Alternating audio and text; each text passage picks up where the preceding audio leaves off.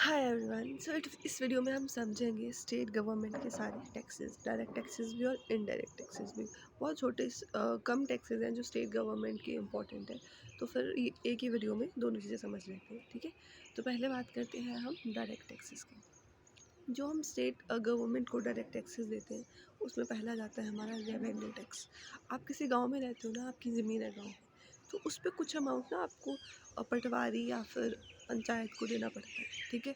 उसे हम बोलते हैं डायरेक्ट टैक्स। वो गवर्नमेंट के ऑफिशियल्स हैं तो डायरेक्टली हम उन्हें दे रहे हैं, ठीक है। तो इसलिए इसे डायरेक्ट टैक्स की कैटेगरी में इंक्लूड किया गया है। नेक्स्ट आ जाता है हमारा प्रॉपर्टी टैक्स। आप किसी शहर में रहते हो, आपके शहर में कोई प्रॉपर्टी है, ठीक है। आपका अपना घर है, आपका कोई अपना बगीचा है, कुछ भी है, ठीक है।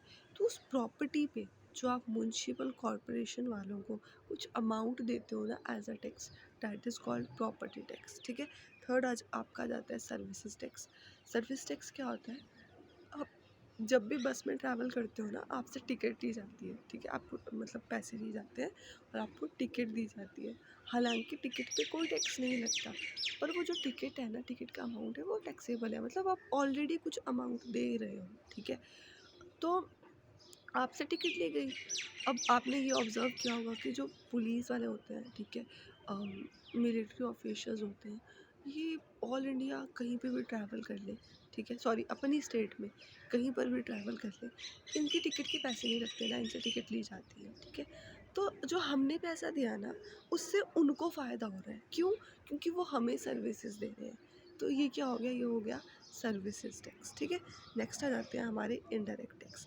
तो इनडायरेक्ट टैक्स में पहला आ जाता है इलेक्ट्रिसिटी ड्यूटी टैक्स। अब देखो, इलेक्ट्रिसिटी ड्यूटी टैक्स क्या होता है? हिमाचल गवर्नमेंट से पंजाब गवर्नमेंट क्या लेती है? बिजली लेती है, ठीक है। अब फ्री में तो लेती नहीं होंगी, पैसे देने पड़ते हैं, टैक्स भी देना पड़ता है। पर ये टैक्स क्या गवर्नमेंट अपने पल्ले से देती है? नहीं, पंजाब के हर बंदे से ये चीज़ वसूली जाती है, ठीक है। किस तरह से? कि पंजाब के हर पर्सन को इलेक्ट्रिसिटी बहुत महंगी पड़ती है, इलेक्ट्रिसिटी के चार्जेस भी देने पड़ते हैं और उस पर टैक्स भी देना पड़ता है, ताकि वो जहाँ से पंजाब गवर्नमेंट ने बिजली बोरो करी है उसके टैक्स की भरपाई कर सके, ठीक है। तो हिमाचल का हर बंदा एक एक दो दो रुपये इलेक्ट्रिसिटी पर टैक्स देता है, ठीक है। ताकि जो गवर्नमेंट ने टैक्स देना है वो गवर्नमेंट आगे दे सके। नेक्स्ट आ जाता है हमारा एक्साइज ड्यूटी टैक्स। हर चीज़ पे ना जो सेंट्रल गवर्नमेंट है वो एक्साइज लगाती है, एक्साइज ड्यूटी टैक्स लेती है, एक्सेप्ट दो चीज़ें। एक हो जाता है पेट्रोल, अल्कोहल सॉरी, और दूसरा हो जाता है ओपीएम। ये दो चीज़ें ऐसी हैं जिन पे सेंट्रल गवर्नमेंट का एक्साइज टैक्स लगाने का हक नहीं बनता। इस पर टैक्स कौन लगाता है? स्टेट गवर्नमेंट, ठीक है। एक हो जाता है जो हमारा लिकर और एक हो जाता है हमारा अफीम। इस पे कौन टैक्स लगाती है? हमारी सेंट्रल गवर्नमेंट लगाती है। पर हाँ, अब इसे एक्साइज टैक्स नहीं बोला जाता, इसे जीएसटी में इंक्लूड कर दिया गया है। जो स्टेट गवर्नमेंट जीएसटी लगाएगी उसे हम बोलेंगे एसजीएसटी, ठीक है, states goods and services tax. जो सेंट्रल गवर्नमेंट से गुड्स एंड सर्विस टैक्स लगाएगी उसे हम बोलते हैं central goods and service tax, ठीक है। नेक्स्ट आ जाता है हमारा एंटरटेनमेंट टैक्स। हम कभी मूवी देखने जाते हैं ना, तो जो टिकट होती है, टिकट पे भी लिखा होता है इंक्लूडिंग ऑल टैक्सेस।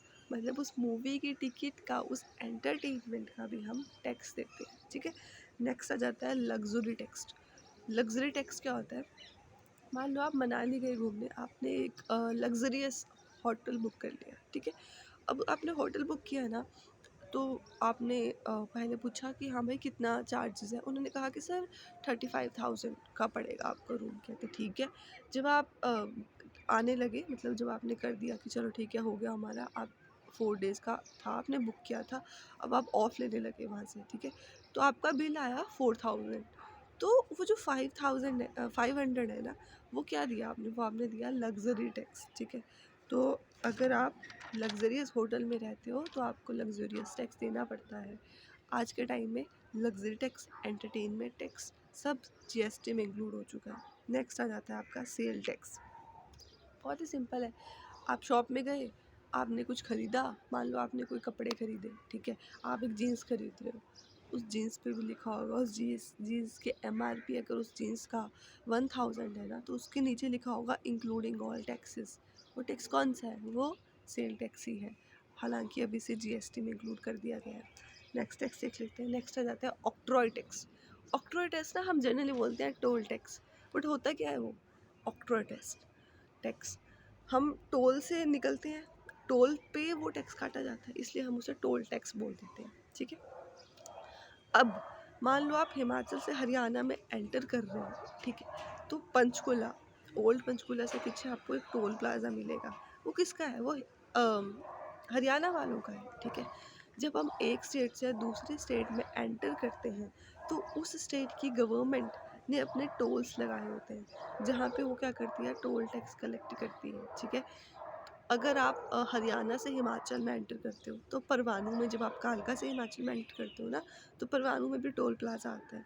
तो वो किसका है? वो हिमाचल गवर्नमेंट का है। ठीक है, ताकि जब आप एक स्टेट से दूसरे स्टेट में एंटर करो, मान लो हरियाणा वाला एंटर कर रहे हैं, ठीक है, हिमाचल में, तो उसे टोल टैक्स देना पड़ेगा। ठीक है, इसे हम टोल टैक्स नहीं बोलते, जनरली ऑक्ट्रॉय टैक्स बोलते हैं। सभी को देना पड़ता है ये। ठीक है, चाहे सरकारी बसेज हो, ठीक है, चाहे प्राइवेट बसेज हो, चाहे आपके पर्सनल व्हीकल्स हो, हर किसी को देना पड़ेगा। पर जो मिलिट्री ऑफिशियल्स होते हैं, प्राइम मिनिस्टर होता है, प्रेसिडेंट होते हैं, वो चाहे हमारे ऑल इंडिया में जहाँ भी घूम लें, उन्हें ये ऑक्ट्रॉय टैक्स नहीं देना पड़ता। हाँ, बस this is all for the day. Thank you very much for watching this video.